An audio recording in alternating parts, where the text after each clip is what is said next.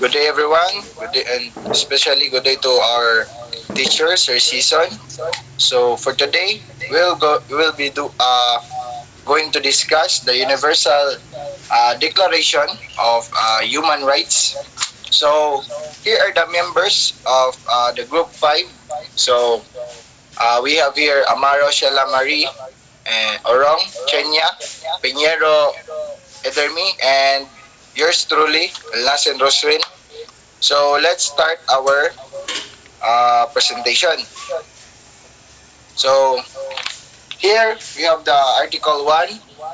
So in the Universal Declaration of Human Rights, in the Article 1, it says here that all human beings are born free and equal in dignity and rights.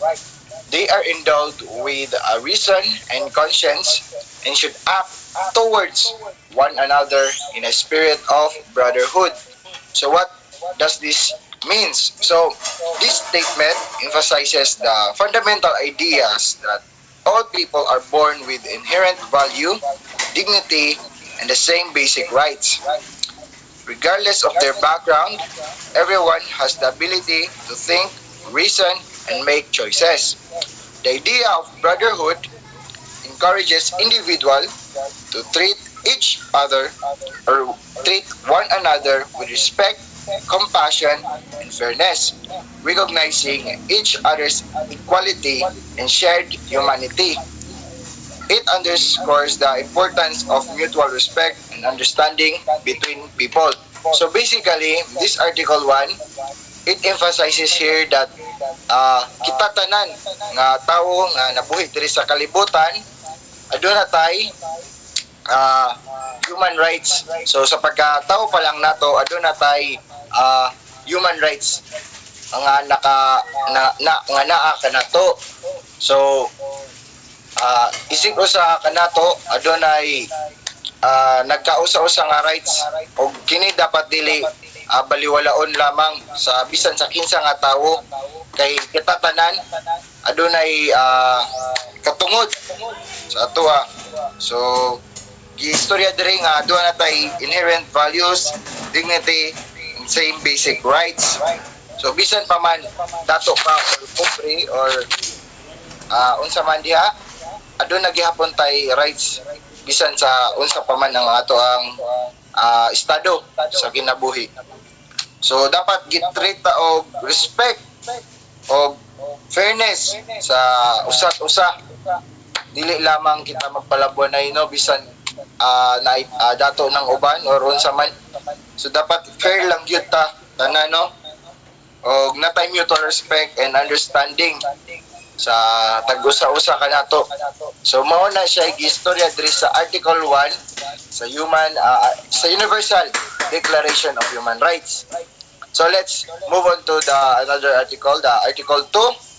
So it says here that everyone is entitled to all the rights and freedom set forth in this declaration without distinction of any kind, such as race, color, sex, language, religion, political or other opinions, national or social origin, property, birth, and other status. Furthermore, no distinction shall be made on the basis of the political, jurisdictional, and international status of the country or territory to which a person belongs, whether it be independent, trust, non-self-governing, or under any limitations of sovereignty. So basically, this means that all people, regardless of their characteristics such as race, gender, religion, language, nationality, or social status, are entitled to the rights of freedom outlined in the Declaration. No one should be discriminated against or treated unfairly based on these attributes. Additionally, it asserts that a person's right cannot be restricted or denied based on the political status of the country or religion they belong. whether it's independent or under some form of international oversight or control. The principle is that human rights are universal and should be applied to everyone. So basically, Article 2 says that everyone are entitled to their all rights and freedoms set forth in this declaration. So without distinction of any race, color, sex, language, religion, political, and other opinions. So basically, bisag nagkalahi-lahi tag kuano, lahi-lahi tag lahi-lahi tag color. So ako kayo manggi, so nay uban nga pugti. So dili dapat nato sila gi-discriminate, no? Bisag lahi-lahi tag color, no, sa ato ang panit or unsa ba diha, no? Sa atong sex, so di ba sa una, no, ang mga LGBTQ community, no, kay sila murag gi-discriminate jud ni sila ba, murag wala gi atagan sila gi importansya sa ilahang sex, no, murag og mga pangitan gay ka, no, so gi-discriminate ka sa society. So dili dapat inaron, no, kay kita tanan naaman tay rights and freedom sa kaning declaration kay istorya sa Article 2 sa Universal Declaration. So sa language, no, ako may numduman na nang mag-discriminate, no, kaya for example sa China gi-discriminate sila sa ilang language. So murag dili dapat inaron kay naman tay kaugalingon nga rights pod sa dili ta mang discriminate ubang tao or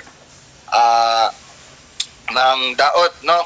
So diri sa religion, so for example kung unsa man naglain-lain ng religion, dapat gi-respect lang ang usa-usa nato kay di ba naaman tay freedom of religion, no, freedom of choice kung unsa imong ganahang religion nga sudlan.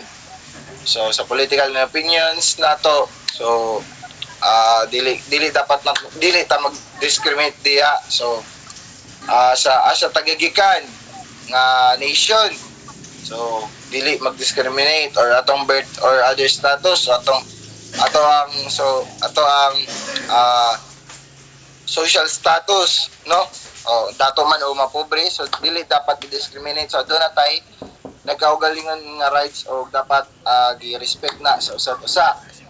So the istorya po dere, further no distinction shall be made the basis on the political jurisdiction and the national status of the country or territory to which a person belongs. So kung asa man sila nga territory or asa man sila nga political or international status sa ilang country, sa ilang territory, dili dapat gi-discriminate, no.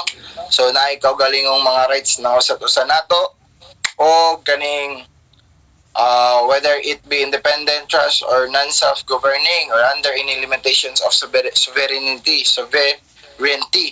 So naatay mga tagsa-tagsang kaugalingong rights nga dili dapat baliwalaon sa kung kinsa man nga tawo. O so katong sa first man gani, no, gibalik dito nga kita sa pagkabata pa nato aduna tay rights. So sa diri sa ikaduha, sa ato ang pangkaugalingon kaning ato ang sex, language, religion, naapod tay rights, no, o makapili tag unsa man galing ato ang ganahan sa atong kinabuhi, no.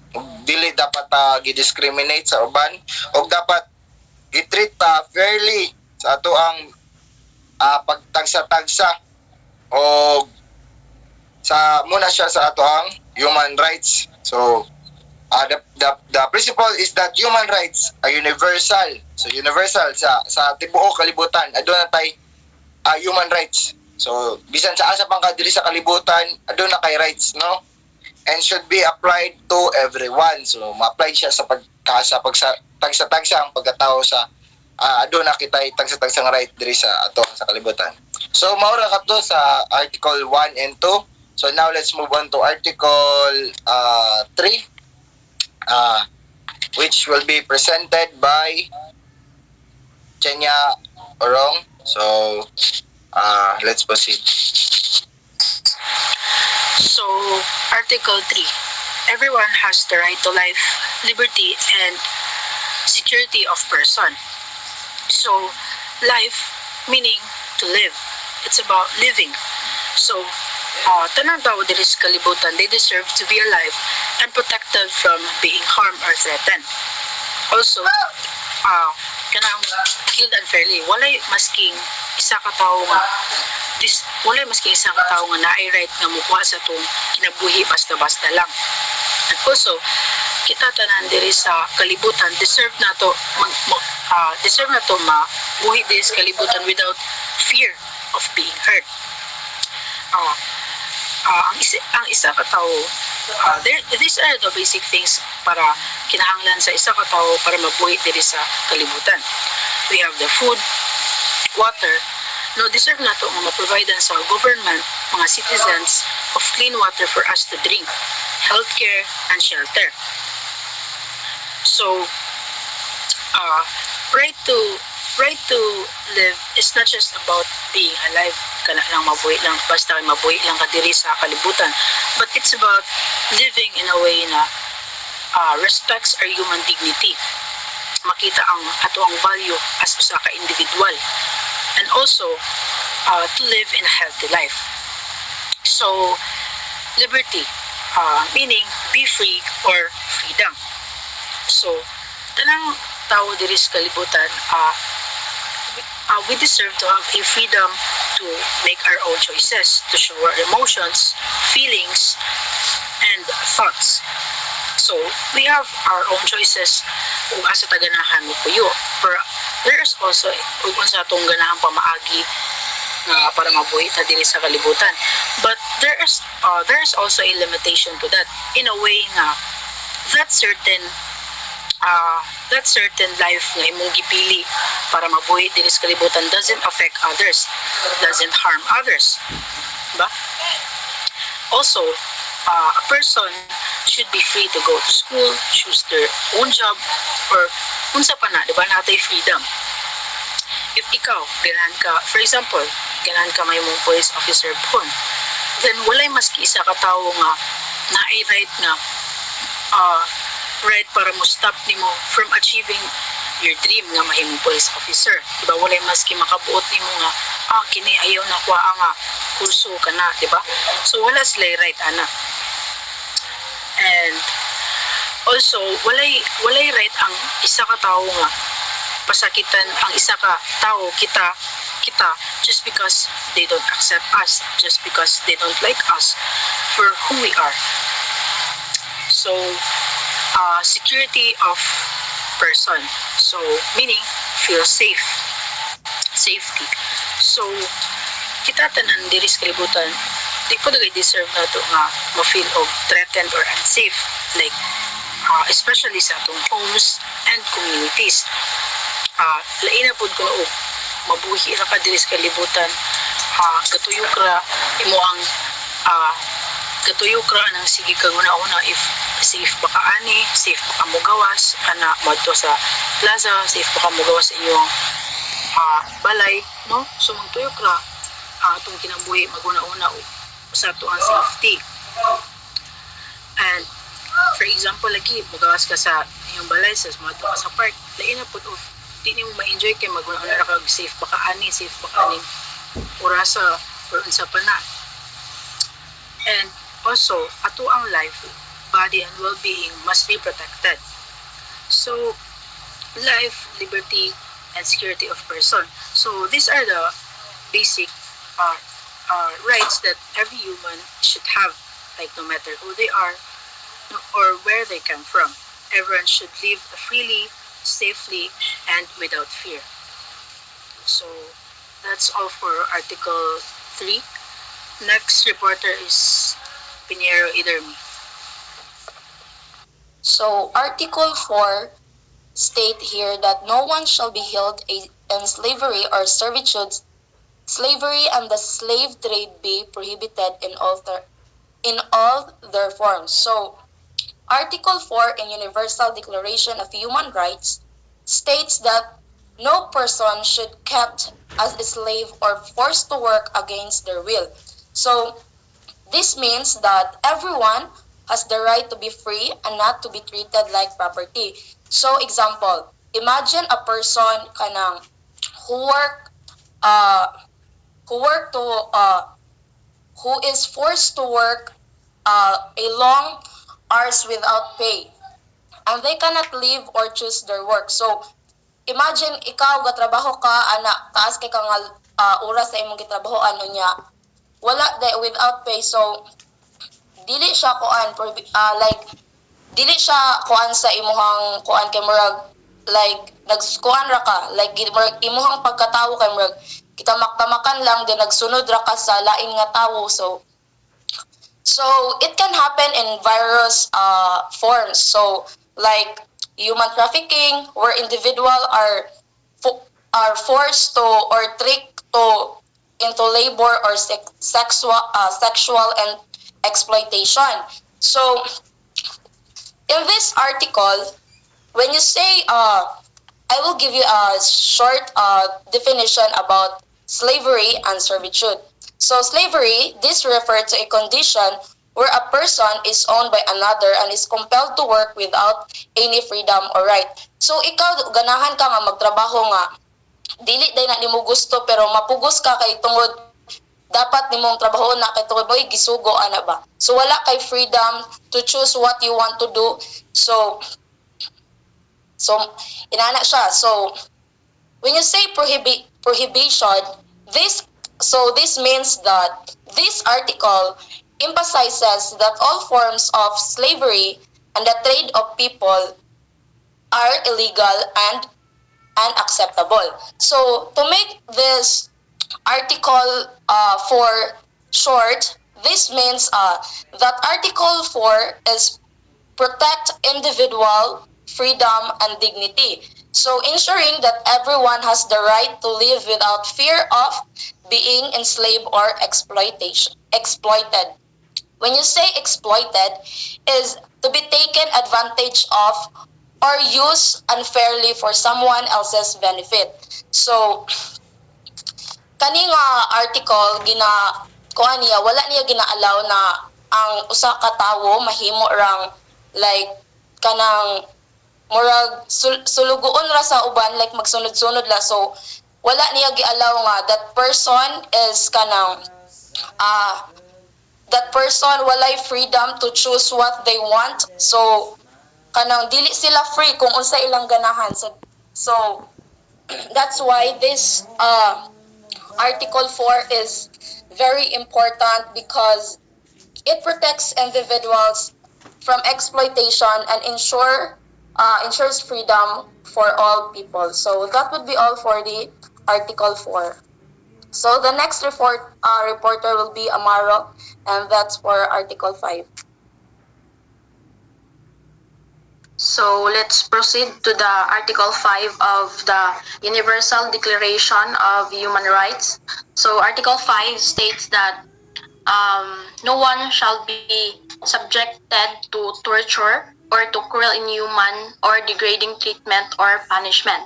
So example of violations sa Article 5, no, when you say torture, example ani kay kanang waterboarding. So muna siyang method of interrogation that simulates drowning.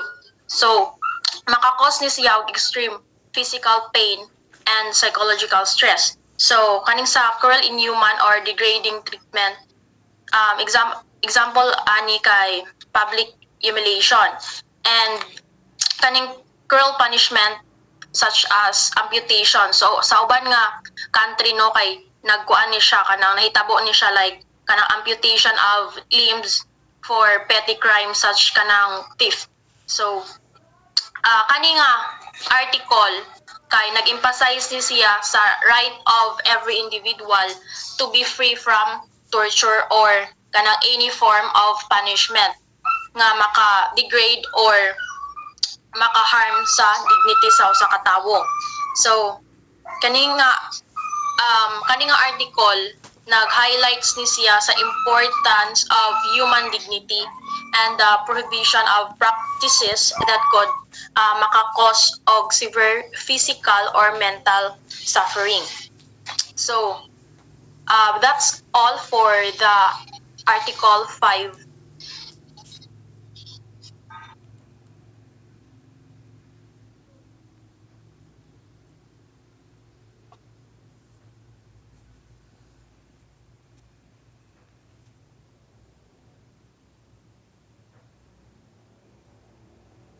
Uy, mana to. So that's all for of group 1. So that's all, sir. Thank you, sir, and may God bless you.